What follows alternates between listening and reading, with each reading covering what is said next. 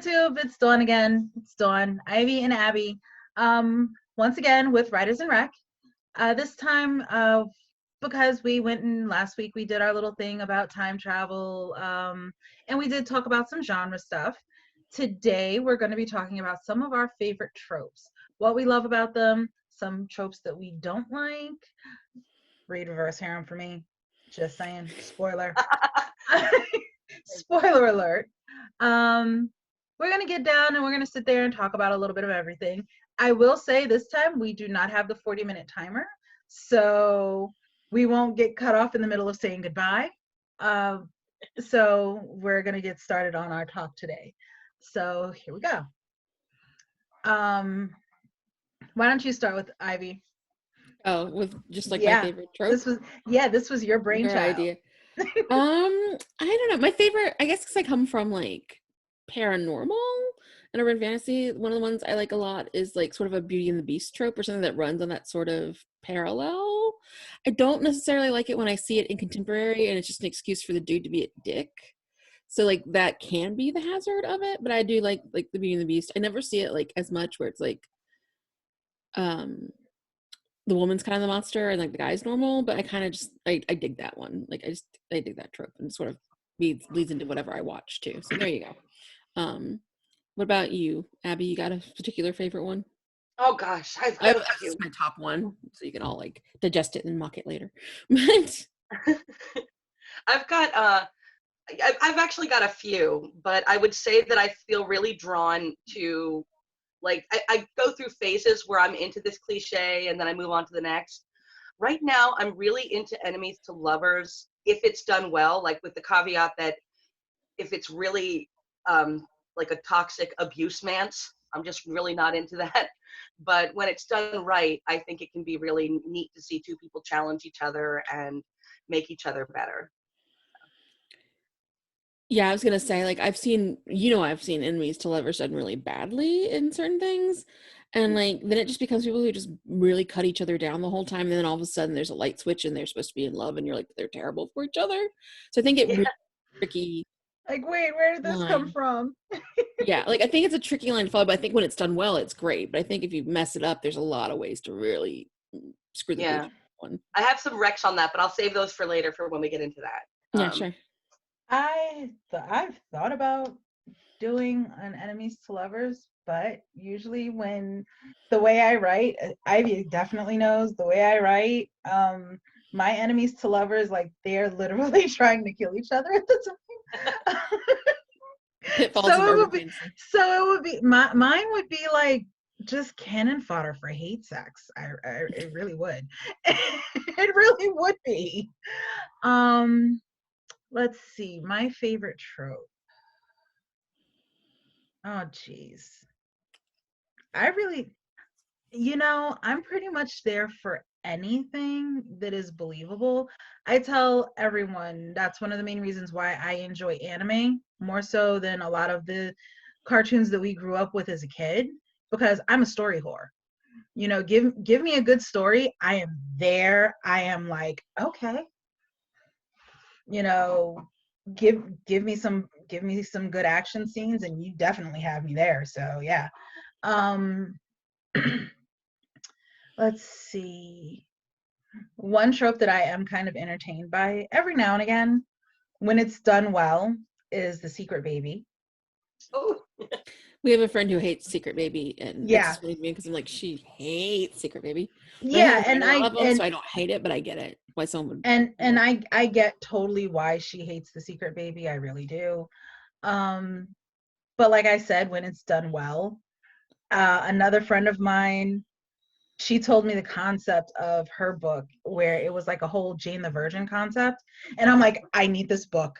I need it now. Give it to me. Yeah, let's see. Yeah, I know things that I don't like reading more so than I'm like, because anything that's done well, I can sit back and I can be like, okay, yeah, I can work with this. So is it more that you read by an author or someone can handle it, and then if they've done a trip, you're like, you'll check it out, then like yeah, it's like I'll sit back if I if something grabs my attention, I'll be like, oh, let me give this a shot. And then, as I'm reading it, if I see the trope, it's like, okay, this is cute. I did read one Enemies to Lovers that, to me, it was hilarious because I'm like, this would be an HR nightmare because they were both, it was a contemporary. They were trying to go get the same spot in this ad company. Oh no, never mind. I thought we were thinking of the same book. And their boss is like, okay, I need the two of you to work together. You need to figure out how to work together. I'm sending you on this week vacation at this camp, at this team building camp. They get to this camp and it's like, it legit looks like a little summer camp where you have all of these activities, you have this, that, and the third, blah, blah, blah, blah, blah. The boss basically said, if you come back before this camp ends, you're both fired. Come to find out, the camp that they were signed up for was a couples relationship camp, not a business team building camp. So not only do you have to do the enemies to lovers, but now you have the fake fiance matched in, and it was hilarious. I'm here for that. What's the title? I need the title. I can get it to you later. I think it's called The Campfire something or other. I have it on my bookshelf outside, but I'll be able to get it for you. I'll be able to get it for you later. But yeah, it was, I'm sitting there and I'm reading it. I'm like, oh. I'm glad that they got together at the end, and I'm glad that they were okay with it. But I'm like, just for shits and giggles, you are lucky I'm not putting you in a lawsuit, dude. Yeah, I know, right? Made you go to couples counseling even though you're just co-workers. My bad. Yeah, my bad. Sorry. Oh no, you can go, Abby. I read a similar book I guess 2 years ago now. It was a big hit too of that year. I think The Hating Game by Sally Thorne. Yeah, I've heard of it. And it was it's getting made into a movie, I think, starring, oh dear Lord, Lucy Hale and oh God, the guy, Green Arrow's brother. Oh, the other ML, right? Robbie ML. That's not actually, but yeah. Yeah, that's his cousin. I thought it was his brother. They all come from the same. No, they factory. look that much alike. They do. It's like it's close family, guys. But yeah. But with what was really cute about it was all first person from the heroine's perspective, and it's obvious. Like when I enjoyed it so much because the author's voice was so hilarious, and just her inner monologues were just so weirdly exaggerated, and obvious unreliable narrator, which is another trope I love. And when you reread it, you definitely see that he was kind of totally into her the whole time, and she's into him as well, but they're both kind of hiding it and competing. But it's way more obvious on a reread, that he was, basically just giving her hard eyes the whole time, and that a lot of the antagonism was coming from her assumption that he was antagonizing her and everything, even when he wasn't. So it was really cute, and it just was. I remember I would just really, it's very rare I read a book that makes me just laugh out loud, So I go through, and then, so I really, I remember after I read it, I started writing like mad because I loved the energy it left me with, and yeah, when I read it, as I said, I went back and I basically read it all again because I enjoyed it so much, which doesn't happen that often. I think the last time I had that was Howl's Moving Castle. Yeah, that has been a while. Which is a little bit of an enemies to lovers too, in a way, because it's obvious he's trying to help Sophie the entire time, but she doesn't see it that way. She thinks she's putting it over on him, But I am only associated with the fanfic version of Howl's Moving Castle. In the movie, I mean, yep, that's the part I've seen. It's definitely it's a good fan fiction, I'd say. Yeah. It's definitely not I would love to see a straight up interpretation, because I would say Howl's Moving Castle has a lot in common with The Princess Bride, in that they both have this really weird comedic energy and this sort of satirical commentary on society happening. Whereas I think The like Miyazaki version is a lot darker. Miyazaki went for kind of an anti-war message, Yeah. and everything, which was a beautiful thing. But I felt like the book Howl's Moving Castle was more about knowing yourself and loving yourself a little bit. So yeah. Which brings me to another trope, which is pretty rare: the manic pixie dream boy. Doesn't happen that often, but it does happen. Like Leo from Titanic, I was thinking of that earlier. Like, Oh yeah, his he kind of entire is. purpose- Yeah, Like that's his job, is to like inspire Rose after he dies Yeah. to like do all this crazy shit when she gets to America. Oh, That jeez. actually so she'll fits. I be never her thought best about it. self. And you know, what's his name? Fault in Our Stars. Gus from Fault in Our Stars is I definitely. don't. I've heard of the movie, but like I don't know the character's name. I can see he's got one of those weird Ansel something. I don't know. He's got one of those Ansel kind of like something a or other. sound. His name. You know, vaguely Eastern European. Yeah. I just thought it was like, okay, this is not a good look for you guys, for him and Shailene Woodley to be cast as the two leads for The Fault in Our Stars, and then turn around and be brother and sister in the Divergent movies. Divergent. That was super weird, right? Yeah, that was on the level of Godzilla and Age of Ultron, because Kick-Ass, who played Quicksilver in Age of Ultron, Yeah. he was the lead in Godzilla, and he was married to Elizabeth Olsen. That's what people need to know, that like that crossover who weird. is the Scarlet Witch. Yes, Yeah. I am. My head is full of useless knowledge when it comes to movies. Yeah. So Yeah. there's a Here, lot I'm of going them to that tell I you haven't something really seen. useless that you're never going to forget. Yeah. Kickboxing Academy is a movie that stars a brother and sister, and they're a couple in the movie, and they kiss. Oh wait, but they're No! in real life. They're like not. They're in real life brother and sister. Yeah, No, that's not okay. that's not. I am sorry, you could not pay me enough. I don't know.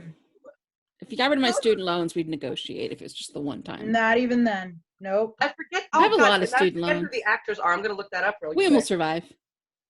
They're people who've been in other things.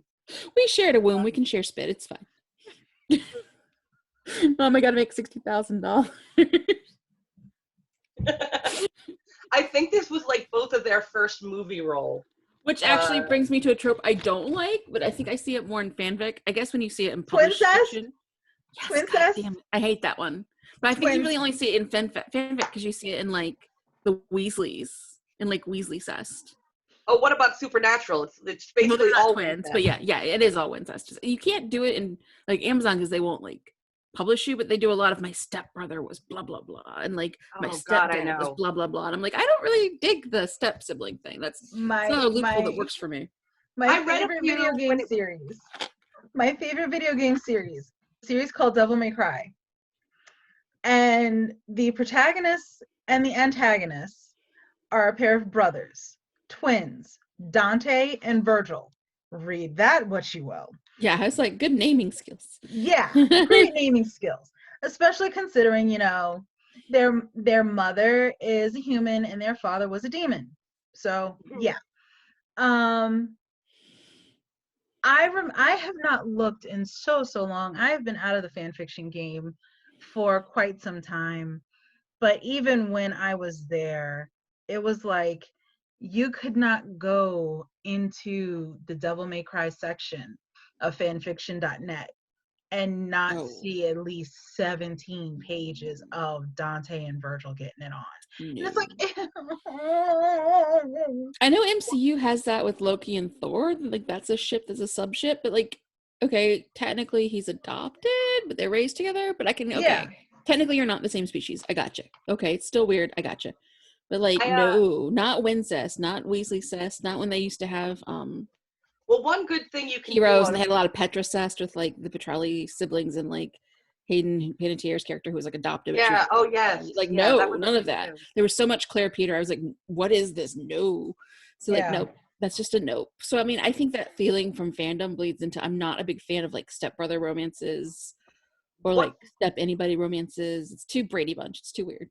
one really good improvement right now on AO3, because I do end up doing a lot of reading on AO3. Just Archive of because, Our Own, which is a Yeah. fanfic yeah, site for this.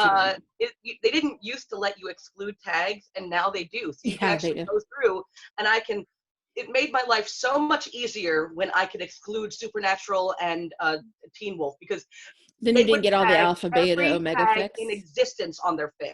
Like, basically, the tags were longer than the story, I probably. know. We have, like, I read a lot of Lucifer fanfic and write some. But we have people who cross over with Supernatural, which makes sense because, you know, both shows are like, you know, angels, blah, blah. But when I've noticed that all the ones that are like crossed over are mostly Supernatural fics, they have a wall of like this many tags. And I'm like, I'm not going to read your fic even if it's the best fic ever because it has 8,000 tags. So what's the point? Like, I don't know how Yeah. their fandom got into that convention, but they need to stop.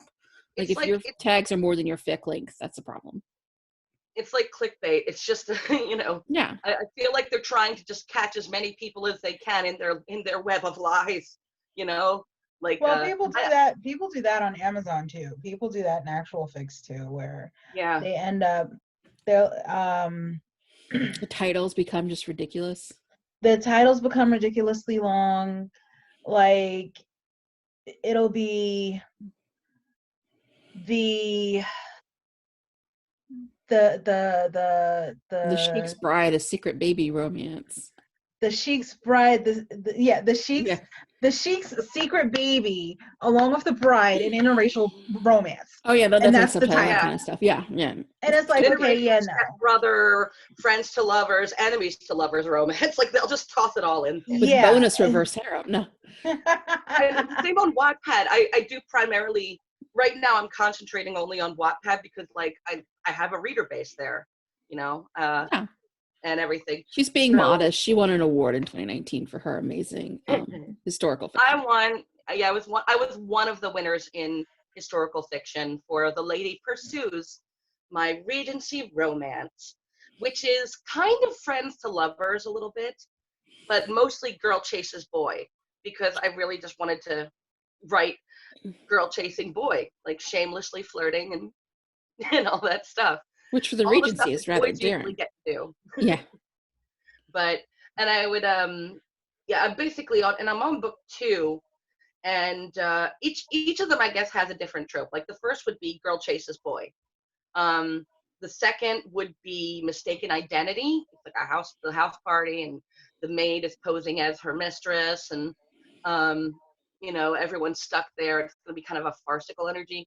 And then the third one is going to be I actually haven't got a full trope yet because it's still taking shape in my head. But it's going to be a girl on the run and are also a little bit of mistaken identity because she's posing as someone she's not in order to keep her brother safe. And the fourth one's going to be enemies to lovers, because I've already got a quote unquote bad boy that's been introduced throughout my story, but I've made sure to show that like he's not so much bad, but he's like a little wounded and he parties. So not an And- unrepentant alpha hole. He's got some Yeah. benefits to him somewhere. He's got a few nice layers. Like I made sure in the first book to have him do like 2 really, really nice things for our hero and our heroine, you know, and to show some like that he's a good observer of human nature. I like But- the mistaken identity, by the way. Like I didn't get to mention that, but like that's one of the ones I like. I think maybe because it comes from comedies and sitcoms and sort of farces, so it can be played for a lot of different angles too. One of my favorite romantic comedies of all time, The Lady Eve, is a mistaken identity rom-com starring Henry Fonda and Barbara Stanwyck and everything. And it's just one of the Preston Sturges was just really good about you know, that screwball comedy genre. So I guess when I'm writing, I'm trying to like bring that energy into my stuff, like a screwball comedy. At some point, I'd love to write a 40-set screwball comedy romance novel. You probably should. Like you love On a cruise ship.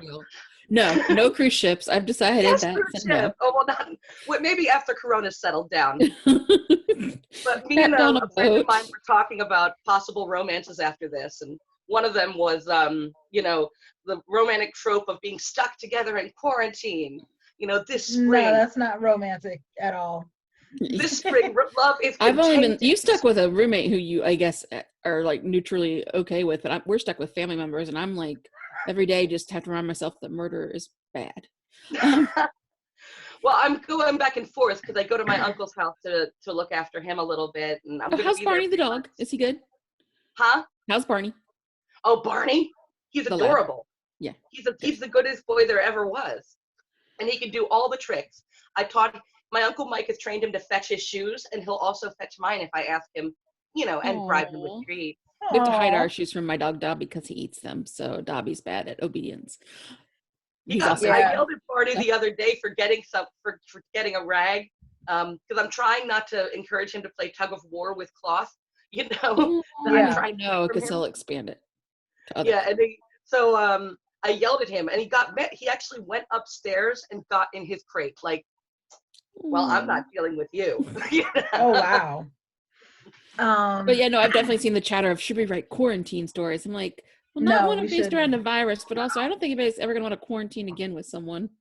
Stuck in the It's like a really house fun with to make someone is fun of not the sexy idea anymore. and make up titles. Viral love, Oh my love in god. masks, love unmasked. I have seen people who make covers who have made some with like people making out in a dystopian world in face masks. I'm like, not Yeah, no, that read the doesn't. broom, guys. Read the broom. Not Yeah, not that not doesn't now. work too well. No. No, right now the doppelganger is she is neck deep in 66 hours logged of Persona 5 Royal Edition. Video game? Yes. Okay. And I went and I said, when I picked up the game, it came out on the 31st. I picked up the game and I was like, get as many hours as you can, because as soon as April 10th rolls around, you are off the PlayStation. April 10th is when Final Fantasy VII Remake comes out. That's when I get the PlayStation. That's when that it's angry Mr. Italian Behind. who's like going around yelling at people who are still outside in his town going, don't play bocce ball or whatever, play PlayStation. Go play PlayStation. Apparently PlayStation is the same word in Italian because it's not translatable as a brand name. Just like The two PlayStation, evils of our time are right now our salvation. Video game, the two supposed evils of our time. Social media and video games. All those damn kids, won't get they're off doing Twitter, better, I'm sure, than their parents. And they're kind of handling it a lot better. And a lot of people are getting into social media that weren't before. Well, here's my secret. All my friends were fandom friends and quote weren't real before. So I've got it over my family now. No. I never saw my friends in Australia anyway. Vera says hi. No, let her know say hi. I've been roasting Persona Royale, Persona 5. As the doppelganger plays, I'm sitting there, I'm like, there's a hide mechanic. Okay, this had me foaming at the mouth last night, and this is totally off topic. That's okay. That's our style. There's a hide mechanic. So there's supposed to be you're playing one of the Phantom Thieves. You're supposed in this alternate world, you're supposed to be sneaking around. There's this hide mechanic where if you go and you dip down by a pillar or something, you go pretty much transparent and none of the guards can see you. Can they hear you though? No. And I'm like, why? And then the AI is like, man, I don't care who I gotta fight. I just want to punch something. Let it be a thief or a kid. I just want to do something. They're this far away from you. They are literally like 2 feet there. It's like, look down. And I'm sitting there. My doppelganger goes and puts on their Twitter, the mad mother is really losing her shit right now because of the hide mechanic. This is actually kind of funny. Because I'm like, if I was the person that was in control of this palace, because she was in like this palace where it's this big board and everything. And I'm like, if I was the person who was in control of this palace, I swear to God, everybody would be fired. And that guard that's sitting there talking about, oh, I want to hit somebody. I'm sorry. I would find an athlete that I would take his socks that have been fermenting for like 6 months. I would fill it up with pennies and I'd beat him in the face with it. And she's like, So I'm gonna go with incompetence is something you can't stand in fiction. I'm like, why? So yeah. You guys, Saturday Night Live did a skit on video games when Kit Harington. Is that right? Kit. Oh my God, Jon Snow. Kit Harington, that's his name. Yeah, you're right. It sounds wrong to me. I don't know. Because it sounds like a fake name of a guy who's part ferret. I don't know. Well, they did a sketch on that where a guy's trying this VR game and he keeps like trying to hit his teammates to get him out of the way because they won't stop with the exposition or internal drama. They're like, "Hey, watch it. Be careful." I recommend looking that up. SNL. Gosh, I forget what it was. But yeah, if you look for Kit Harington's episode, I'm sure you can find like the clips on Hulu or YouTube. So funny. I do still like trapped together stories, but like usually if it's like snowed in or you had a car accident and so you're like had to go to the nearest cabin. But I feel like after this, that people trapped together in a building or a hotel or wherever for X amount of time won't be popular anymore. I wrote one once as a fanfic, not so much trapped, but trapped like they're isolated and they have to get out of it. I was trapped in the Arctic, and having to get out. So, and it was, but a little bit more like, it had more in common with a road romance. Like, I would say, let's say maybe one of the main like starters of this trope would be It Happened One Night, I guess, where two people are, posing, they have to pose as a couple at one point, they're trying to figure out how to sleep in the same room, and they kind of, so it's got little enemies to lovers. They have to somehow, they bond over this road trip and then they get together. So I think that's kind of a fun trope, as far, not so much trapped in travel together by circumstances. Yeah, no, I like that one, and I still probably will, but I think one that has like the road trip aspect, or you're, going from location to location because you're sort of set out and you can't get rid of each other for a while. Yeah. I'd say with even the cliches that I don't like, I remember like that article I wrote about the top 10 romance cliches I want to go away. At the end, I basically said, look, actually, I've read all of these done well. They're just usually aren't. And I'd say that like enemies to lovers sometimes just becomes abuse romance. Well, I think it's a beautiful thing when it's done right, because it can be really fun and it can have that sort of His Girl Friday throwback to a screwball kind of back in the 40s or something that's really well written. Or it can, just be more abusive, especially since they have a subgenre now that's called a bully romance. Yeah. Yeah, bully romance. The alpha asshole idea and made it worse. Like he won't even kind of pretend to redeem himself. He'll just keep being a jerk. I've read one or two. I like to kind of keep my finger on the pulse of the people. It's fair. So I'll read whenever something comes down the pike. I'll read what's popular, in the latest trend, just to see like what it's all about and can I finish it. It's very rare that I can if things are just way too toxic. And what's it called? I think I read one. I think it was by Chaz Stein, and I'm blanking on the title. But I think I read one where he was her bully. They meet again in college and they're on a project together and he's like really trying to make up for how he'd been before. I'm like, that's cool. I can get behind that. That's more of a redemption fic then, right? Yeah, that's more of a redemption. That's more of something that I can get behind. Yeah, I can definitely get behind a good redemption story. Like I think that's something I love, especially you come out of anime, but I come out of like a lot of stuff where like, what is something like Spike on Buffy if not a redemption story? Don't fight me, readers and watchers. It's true. It's great. It's a great love story.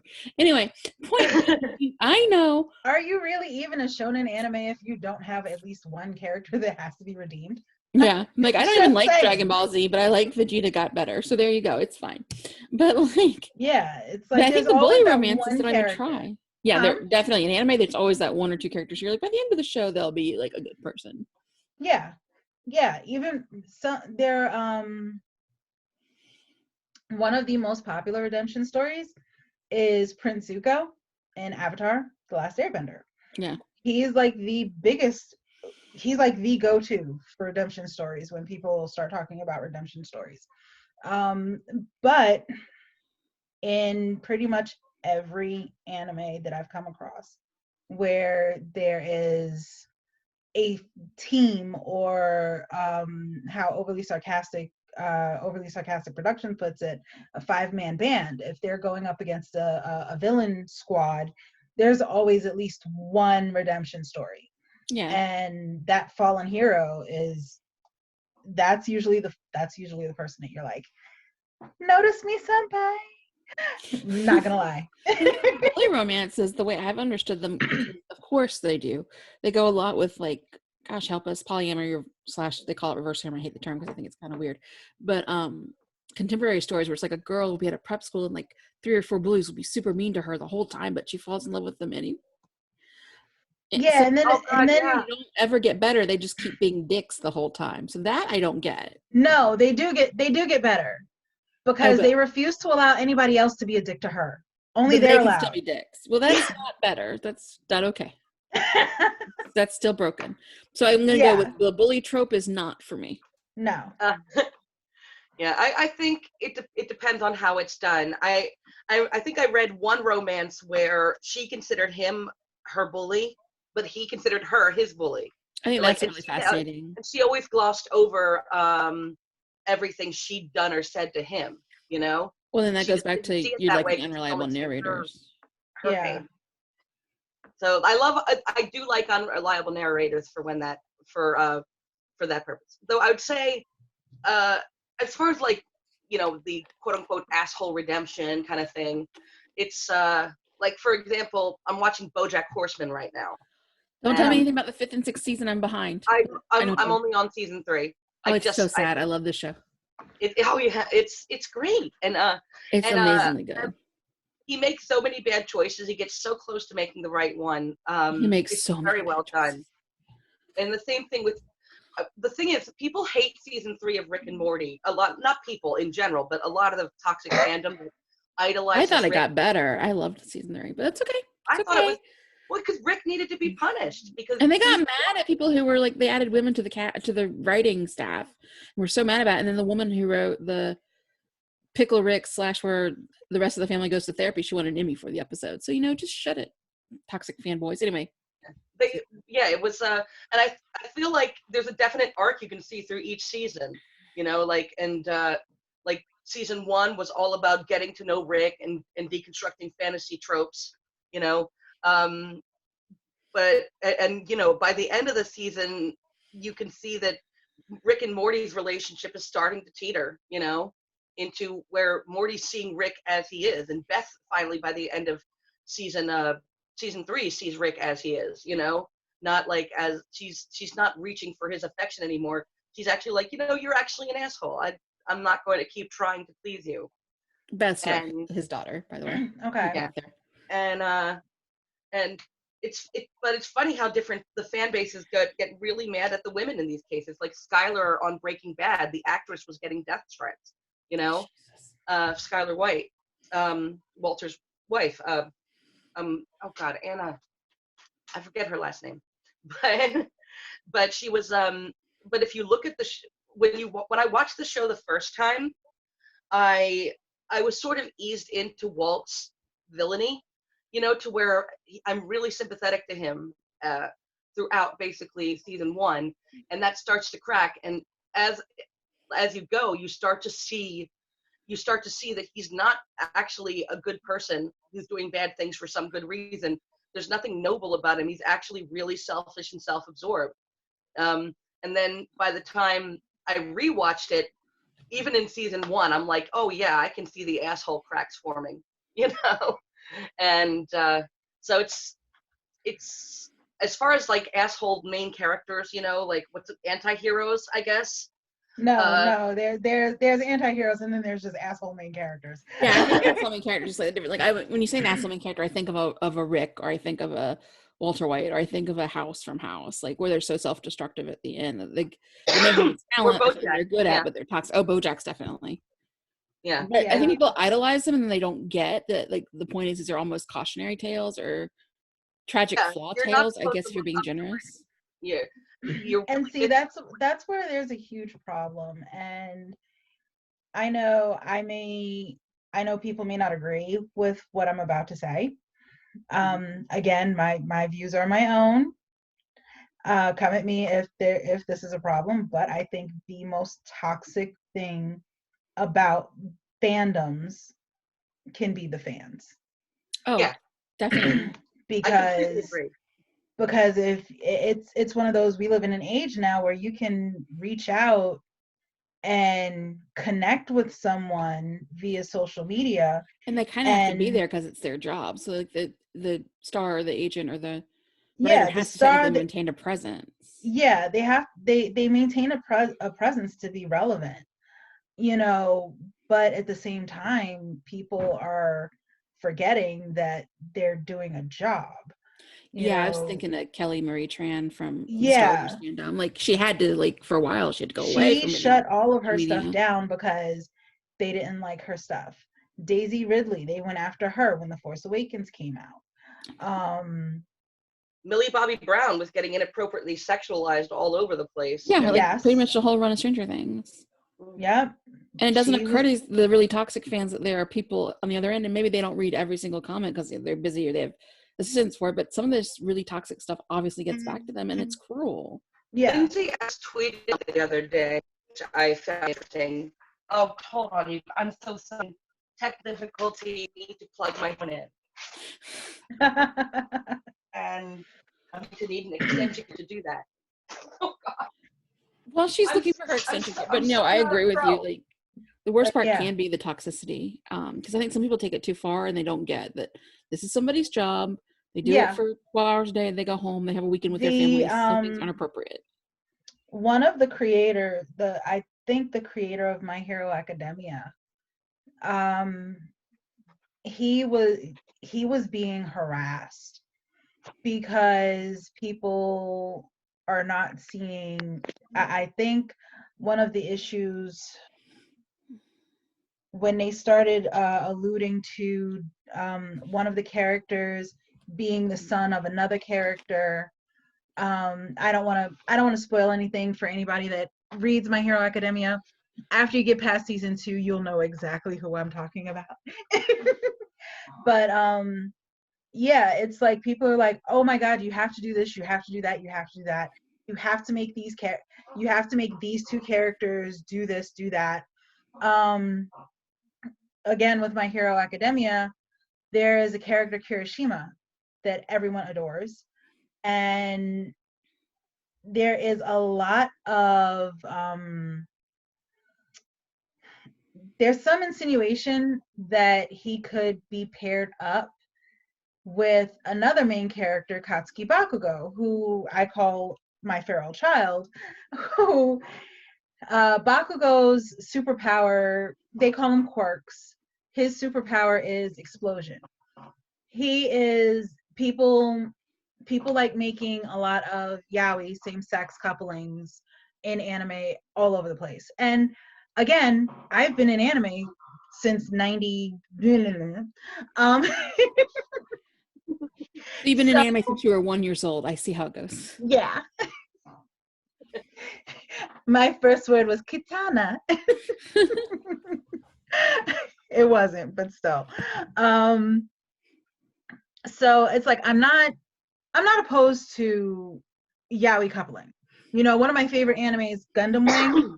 Gundam Wing did it the best because Gundam Wing, they came out and they're like, okay, we have 0 relationships that are canon in our series, but here are the pair ups that we know you would like for non-yaoi, and here are the pair ups that we think would work best for yaoi. So pick one, have fun. We don't care. Bring your own Uh, subtext. No. yeah, yeah. Bring your own coupling. Bring your own. Make your own ship. Have at it. But for We're not gonna. this anime or for this manga, people have been trying to force the creator to go a certain direction for social media. They've been trying to force him to go into a certain direction. It got to a point where on TikTok, someone went to Kirishima's English voice actor, Justin Cook, and had him say, Kirishima loves Bakugo. Dear Lord, these people have like. And it's jobs. like, stop. Boundaries. Yeah, some people don't have boundaries, and they've. Yeah. And I mean, some fandoms have never had boundaries, but like, I think it got I know that worse once you I've got to probably behaved Twitter when you get and into like stuff. I think once you were able to do social media, it got worse. Abby. I think when you get into that group mindset, sometimes you get swept along, because I know I've behaved in like kind of toxic ways. Then again, I wasn't talking about the people playing the characters or contacting them. I was talking about the characters, and usually on my own stuff. Like Yeah, I that's true. tried not to like go to Twitter and hashtag a ship I didn't like and trash it or anything. I hate when people do that with people Tumblr would tags. do that. Too. Hate it. I think welcome to the Voltron fandom. Yeah. I was looking at Lindsay Ellis's Twitter because I follow her, and she just always is sharing awesome stuff. So she's like one of my favorite people on Twitter. Yeah. And somebody had a post that she retweeted, said, he was like, spoiler alert, your favorite YouTuber is probably not nice. And then she retweeted it saying, if it depends on what your definition of nice is, something like, sometimes people assume they have a relationship with me that they don't, and how if she doesn't, like, she'll be called a bitch for not being nice if she's not like responding to whatever they think this exchange should be, whatever over familiarity they're showing to her. Let's say you had a meet and greet or something, so there's a lot of pressure on that. And I'd say with I'm not saying I'm a real creator or anything, but like on Wattpad, I've had some fans who can get very entitled as to how my story is supposed to go, right? I had that too, like as a fanfic writer. I had a couple comments last week that I was just like, "Are you serious?" And it's just like, why did you read 70,000 words of free stuff if you hated it? Like you could have read literally thousands of other things in the same archive. It's I'll take like the criticism that's genuine. I know exactly what my flaws are. I just can't seem to contain them in my first draft, which is basically what's on Wattpad. That's fair. And my rambling or my repetition or whatever, because I'm like, oh, do you get it yet? Charity's crazy. But no, just kidding. But what's it called? I think I had, let's say, 3 readers who just had an expectation of her being a lot meeker than she is.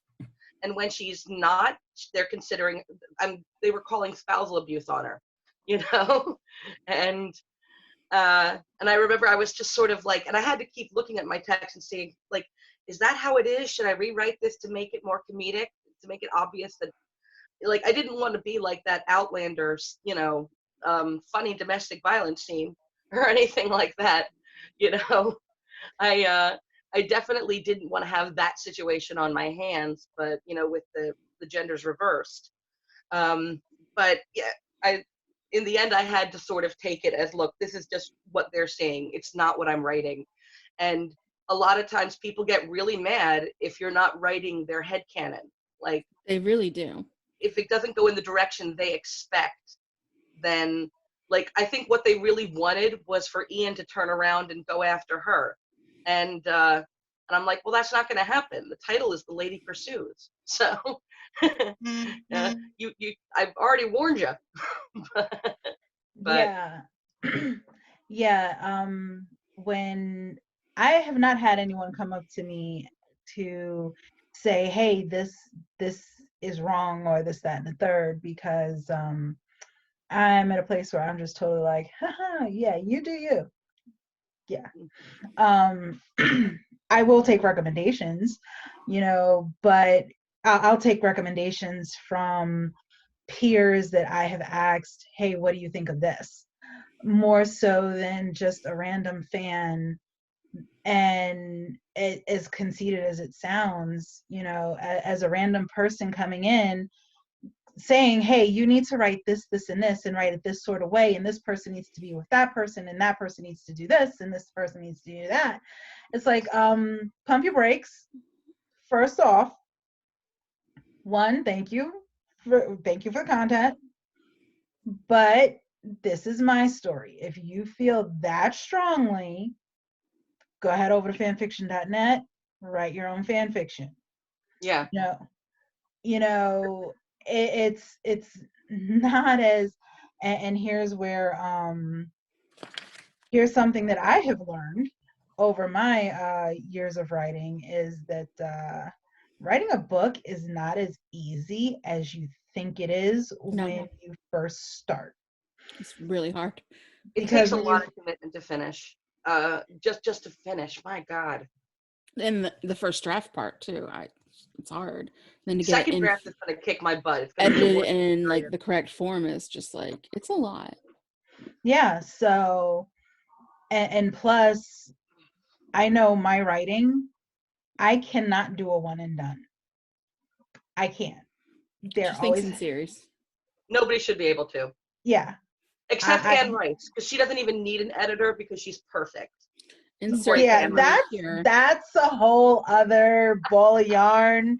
Oh my God, there's going to be one where we do like famous authors behaving badly and talk about her. Coming. Oh, listen, for that comment alone, I am just gonna leave Anne Rice to McCafferty. That's what I'm gonna leave it with.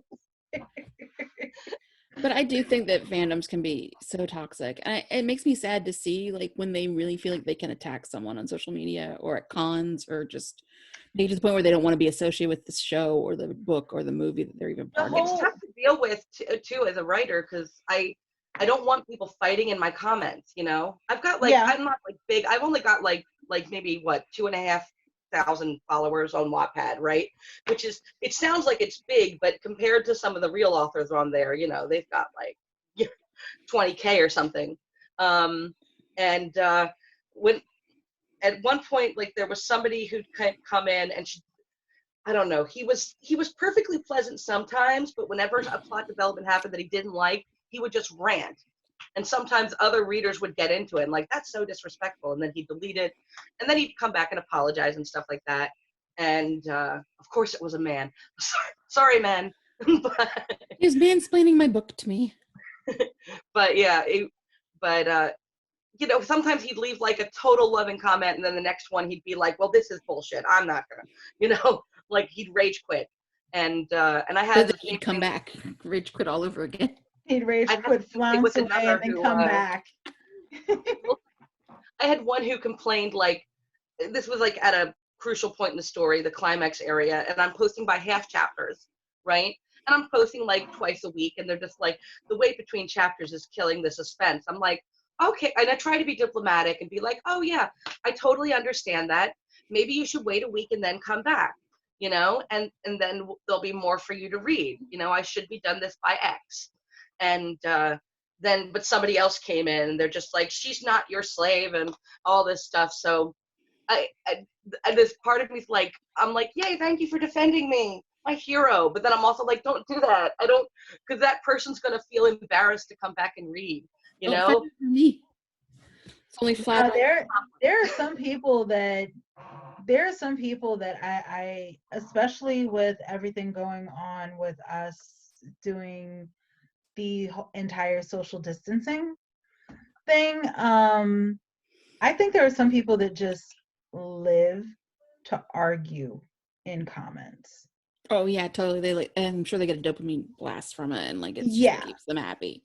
Yeah, because the actual internet etiquette people, not. Yeah. Oh, I love internet comment etiquette. It's bizarre because somebody will sit back and I'll see a video or something. Okay, again, Final Fantasy VII Remake coming out next week. They released the final trailer for it this past week. Someone went on a solid, like this long rant about how much they hate the game. And somebody was like, if you hate the game that much, why are you commenting? Why don't you just keep it moving and let it go? Let people like it. Yeah. Hit dislike, keep it moving. Or don't even watch the video, because it was a video on YouTube. And then they went and replied to every single person that was like, why are you watching it then? If you do not like it, don't comment, don't say anything. You know, you're just sitting here showing your opinion just shows how much of an idiot you are. Yeah, there's a line. I would say sometimes I really do talk to death things I didn't like. Like I didn't like the How I Met Your Mother finale, and I will never forgive that show. I can't even rewatch it now because the story that it was leading to, and the story that me and most of the viewers, you know, were getting from what they did on screen, you know, were two different things. So I'm kind of being a hypocrite by saying I've done this to a creator. And not directly though. I haven't gone tweeting at Carter Bays and Craig Thompson being like, you ruined my life, you know, or anything. No, but I've definitely had lots of I will rants. never sit back and say D&D has ruined my life, or D&D has ruined Game of Thrones, or HBO has ruined True Blood. I will never sit back and say that they have done that. The only time that I got a little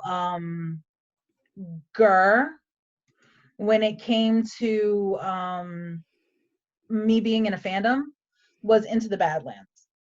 Oh, is that more because it got canceled, or yeah, at the network? Not necessarily. Yeah, I was yeah. Into the Badlands was like my favorite show at the time. It was everything that I could ask for. It had a true blue diverse cast. You know, Asian lead, he was in an interracial relationship. They had member representation from badass women, badass dudes. They had gorgeous and bloody fight scenes. They had LGBTQ representation, and they did all of it right. Yeah. April, Abby, I don't know if you knew this, but that's an Al Miles show. That's one they did afterwards. No, literally, it's Al Miles. Oh, they used to be showrunners for Smallville. So okay. Color me surprised. I know, right? I guess they learned. So they went, and AMC sandwiched it in between The Walking Dead and The Talking Dead. So every Sunday night, here I am. And then they gave the entire series is only like 16 episodes, 16, 17 episodes, I want to say. The first season was only like 6 episodes. The second season was like 8. And then the last season was a full like 13 to 16 episodes. I forget the exact number.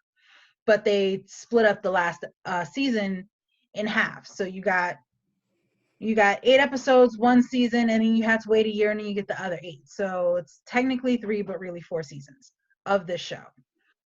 So they came back with the second half of season 3, and they're like, yeah, these are the final episodes of Into the Badlands. Are you kidding me? Here you have this wonderful show. Here I am sitting here on Twitter every Sunday night, because this was one of the shows that I actually went and live tweeted during the entire show. You have this great show that has all of these pluses going for it. I'm sitting here looking at the abuse that this show is going through because you decided to put it between The Walking Dead and The Talking Dead. So of course, all of the people that watch The Walking Dead are like a wrong demo kind of thing. Not even it was in the wrong demographic. It was that the people that watched Walking Dead, they wanted The Talking Dead right after it. Yeah, especially if somebody important dies, you want that right afterwards. Yeah, that makes sense. Like it's a weird interstitial. Yeah, so to sit back and go and tag on Twitter Into the Badlands, I don't know why AMC put this shit show up here and blah blah blah blah blah. They're just seriously not giving the show the time of day. Yeah. Then you turn around, you have this great show. You're going to announce that this is the last season. You're not going to get ratings. People aren't going to want to watch it. It wasn't getting the ratings because people were fuming and turning because they couldn't watch The Talking Dead. And so that was the one time that I was like raging out, and I was like, you know what? the writers of Into the Badlands, the fight choreographers, Daniel Wu, Louis Tan, Orla Bradley, Emily Beecham. I love all of you. AMC, you fucked up. That's the only I call out the studio on that one. So Honestly, yeah. I can understand network hate sometimes, because sometimes you feel like the executives at places make the worst decisions. Fox and I have an off and on relationship since Firefly died, or Greg the Bunny, to be honest. So they lure me back once in a while, and then I remember why I left them when they cancel something I like. So I would say with Game of Thrones, with D&D and everything. Oh Lord, you have room to be angry at that forever. Well, I think that it was D&D's mistake, because HBO offered them more episodes and they needed more to tell that story and make it make sense. I do agree that Daenerys' villainous turn was foreshadowed throughout. We just see it as badass, but it's not actually badass. We like it when she's going against people. But I can see the book getting there in a way that makes a lot more sense. I don't actually mind what happened, but I mind how they rushed it. Yeah. When they were offered basically anything they wanted, and they were just kind of done. They were like, okay, well, we've made our name for ourselves now with the show, and we want to move on and do some Star Wars. Well, And now your name is Mud, because everybody Yeah. knows you can't land in like a 9-year overall, Yeah. like And gazillion-dollar you don't series. even have Star Wars. I know. I mean, they Yeah. blew it. I don't even watch the show. I just read your recaps for a while, and I knew enough to know that, oh no, everybody's super mad. Basically, Like, the minute they ran out of book, the show became, I can't think of a line that I could quote unless it was a bad line, and I'm quoting it ironically, from the last 3 seasons that was good. Someone went and I thought they summed it up perfectly. I don't remember who exactly it was that said it, but they said the problem with Game of Thrones is after they ran out of the books, we all know that there are different types of writers. There are architects and there are gardeners. Like George R.R. Martin says, there are architects and gardeners. Basically, plotters and pantsers. He's more of a gardener. He sits back and he writes for the characters, and he lets the characters grow, and he writes for the plot, this, that, and the third. Then you have some who they see the end game, and that's what they go for. They go for the end game. They don't care how they get there. That's the end game. they light switch away. This is why, you see one dude meet a girl, 2 hours later, they're banging, boom, movie's over. And you're like, how did they get here? I don't even think they really like each other. Yeah, so D&D had the ending, and are like, okay, well, this is what we're gonna do. We can get to that ending in 13 episodes. Meanwhile, George R.R. Martin is like, yeah, it should be more than that. It really should be, because they could go to at least 13, 14 seasons. To think that they had unlimited budget essentially, and whatever they would have wanted from HP fucking O, and then they're just like, whatever, like, whatever. Nope, we want to go do that and that. Want to write a Star Wars about the Confederacy, and like that didn't happen because read the. Oh my God. I'm like, are you kidding me? But like, wow. Let's not. But yeah, they got in love with other shinies and they just did not do the work. And it's like, as a writer, it kills me, because if you had that kind of support, that kind of budget, and that kind of like keys to the kingdom, and you just completely squander it away, that like every writer's dream is to HBO be like, do whatever you want. You're doing so well. Like, make it really land. And they're like, no, I'm busy. Like that. It's just disrespectful. And then the way I think they went to South by Southwest and SDCC and really just made the cast, whether the brunt of that stuff was mean. It was cruel. I think the only way I survived that final season was the r/free folk community, because they just memed the shit out of it, and that kind of took the sting away. Yeah, see, that whole thing. I've read the first couple of books.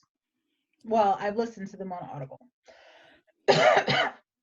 I probably will not read any more of the Game of Thrones series.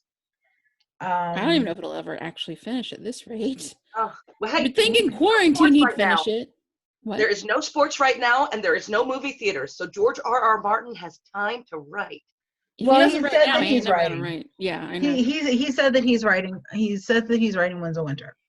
Um, Well, it I should got be a bridge to supposed sell to you be in out this Brooklyn. summer. I thought that there was a tentative release for this summer. yeah, I there don't was a know if they're tentative. There was physically also a coming tentative out. release for it last summer, I know. Oh, Yeah. and the summer before that.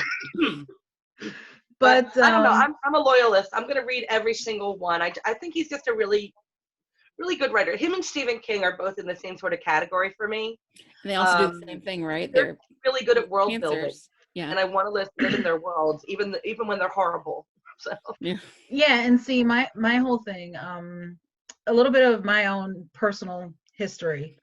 I moved to the area that I'm living in now because my mother started to do foster care, and she needed help. So I came down. I was 20 years old. I started helping her out doing foster care. Um, because of the way my family has been situated, I would help with me helping out as being a primary caregiver for these kids. I would go from being a mother of one to a mother of three at a drop of a hat. mm, These kids that have come through, they have come through some shit. People can sit back and say, "Oh, it's trying to be true to the historical time." They could say that as much as they want.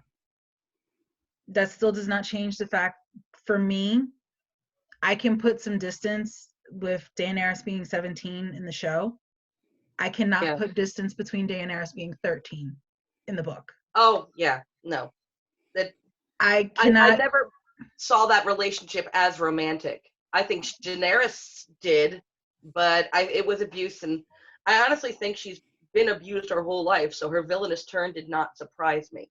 Yeah, Uh, but yeah, when she's calling him her moon and stars and all that stuff, I'm just like, no, girl, you're kidding yourself. And yeah, some people are super legit shipping it, but I never saw it as anything except abuse. yeah. And it's like a lot of the stuff that is in the book, to me, hollers abuse, and it hollers about some of the it mirrors some of the kids that have been through my house. Yeah, I find And it being triggering. to see that, it's like That's one of the reasons I never started the show, because I felt like even if it was in the books, they kept going to the what I call, with all full disdain, the rape well. Like they would go to it, and then they got to the second or third season where it's more like they'd shoot it from the reaction of a guy watching a woman he liked being assaulted, and it was more about even his reaction to the woman being assaulted than the woman's own experience. And I was just like, I can't deal with a show that like goes this often to rape and incest for like shock value. And I guess I'm really glad in the end that I didn't, because as far as the plot and the intricacy of the characters and stuff, it didn't end up coalescing into an ending really. But they had so many times where they went to the abuse well that I just couldn't. I know some people can, but for me, for Game of Thrones and for that kind of like Outlander too, I can't do it. I think Oh, with I had a couple of friends laughing when it came to Outlander, not in kind of a funny haha, but at the end of the day, they were like, "Yeah, I do kind of see it," because everything with Jamie happened about a month after the Sansa was raped, and I'm like, "Look, at the end of the day, rape is rape. It is horrible. It is disgusting. At the end of the day, I am not there for it." mm, But in Game of Thrones, you had Sansa, this character that we've watched grow up. She was raped on her wedding night. and it None hasn't of it, happened in the book. yeah, it didn't happen. It was someone else in the book. Um, one that kind of doesn't make it better, but at the same time, just from a purely show standpoint, it happened off screen. We saw nothing but the horror on Alfie Allen's face, Theon. That was all we saw. And I will applaud that man. As much as I wanted to beat him with a rancid sock in John Wick, Alfie Allen was really good at the second during the redemption arc of Theon Greyjoy. Now, I would hmm? I would say with I think once they decided to go the rape route with Sansa and her wedding night, though, I don't think they could have showed her because at the time He was like 17. she wasn't 18. Yeah. So they actually couldn't show, I think they were trying to desexualize it because there are some people that'll look at that and be like, yeah, that's hot. Yeah. There are some things yeah. out there. Yeah. So it's like they had that and it was totally off screen. We got to see the horror on Alfie Allen's face. That was it. Mhm. Right? Yeah. Then not even a month later, we see on Outlander full side profile of Jamie being raped. Mm. Full on, on screen, right there in your face, bam. Wow, okay. Are we really going here? So I went online and I'm like, you know what? After watching this, I don't want to hear shit about Sansa. If you're gonna, if you think this is okay, but you're over here screaming and hollering that what happened to Sansa was wrong, you're part of the problem. I would say one of my things with Outlander versus Game of Thrones and why I can accept the abuse seen in Game of Thrones and not as much Outlander is because Outlander is at its heart a romance. Yeah. And seeing all true. that shit I don't want to mix any rape in my romance. Whereas Game of Thrones is high fantasy, a dark high fantasy. Oh, it's definitely grimdark for sure. I always said it was basically as if Stephen King had written Lord of the Rings, Summary. And everything. So I'll accept these horrible things happening, or I'll at least make peace with them and try to move on plot wise. Yet with Outlander, I just kind of noped out. I'm like, this. Yeah. I don't give a crap about Claire and Jamie's romance because this poor that girl was pretty much around the time I noped out too. That was pretty much around the time I noped out too. Yeah, that girl, her and her friend just get randomly raped in an alleyway for no reason. That one poor girl, I forget. I don't even remember her name. She wasn't given much in the way of character traits. All she was just there to be raped.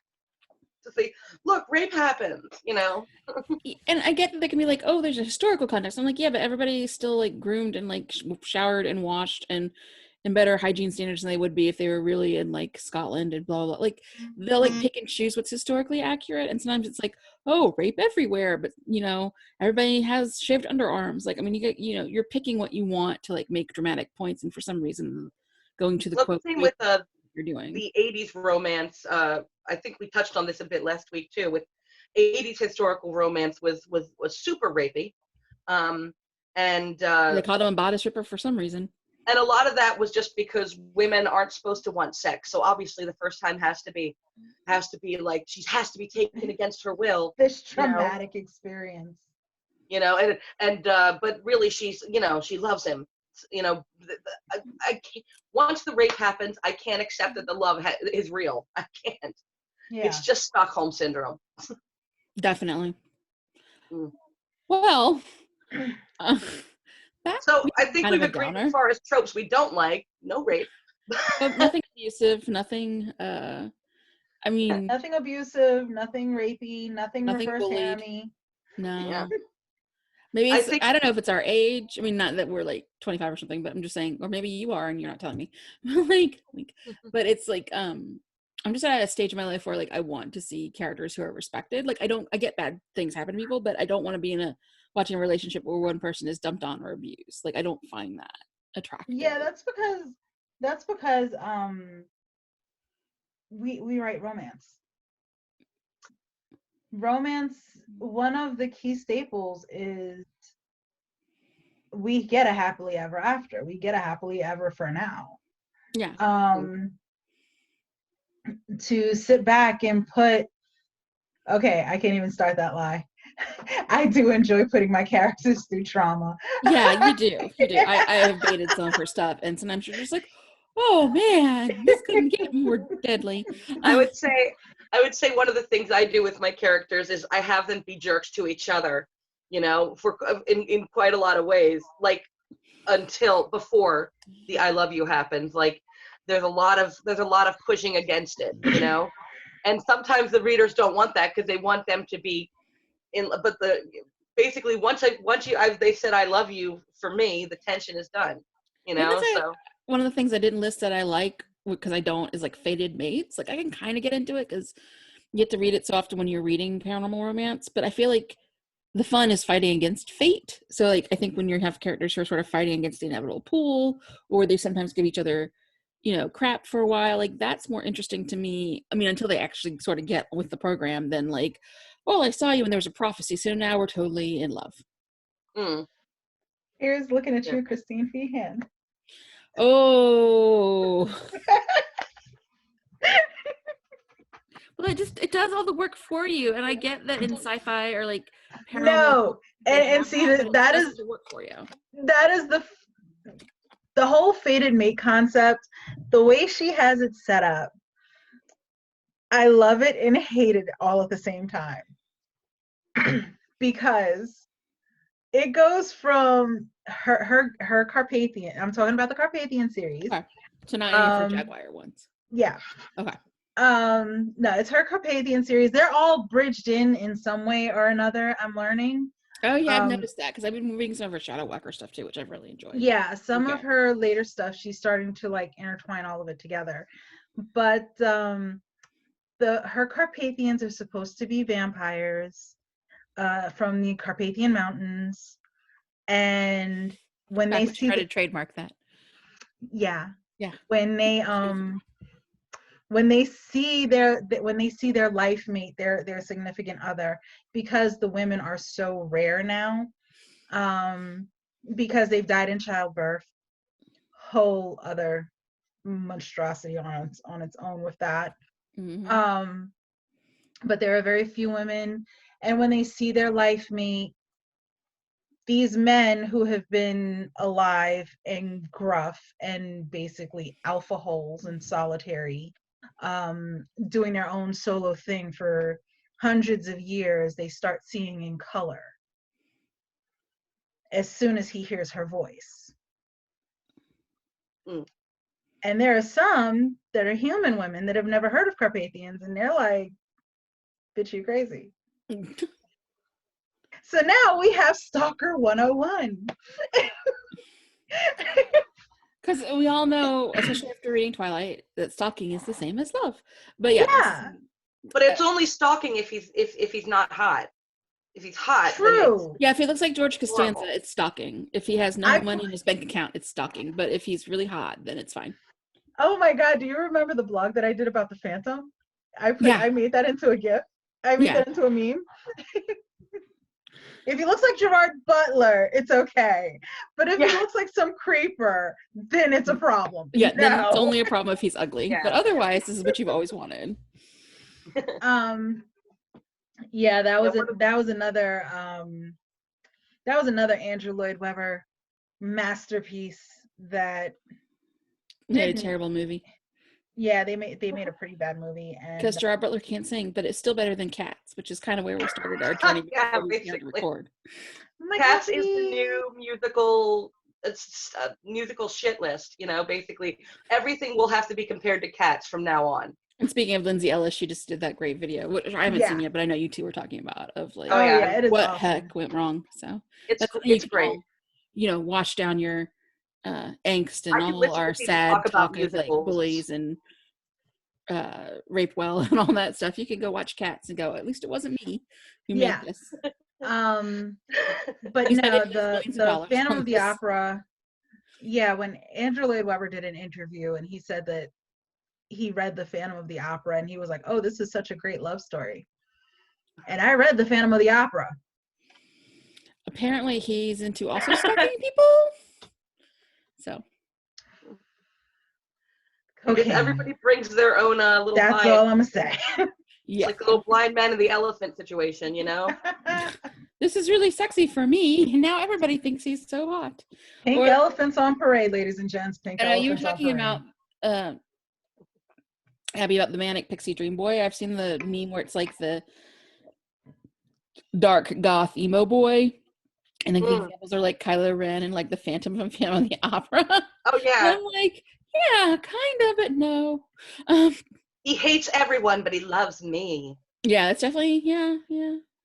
Choices people made when they wrote stuff. Oh, the fantasy of it all. No.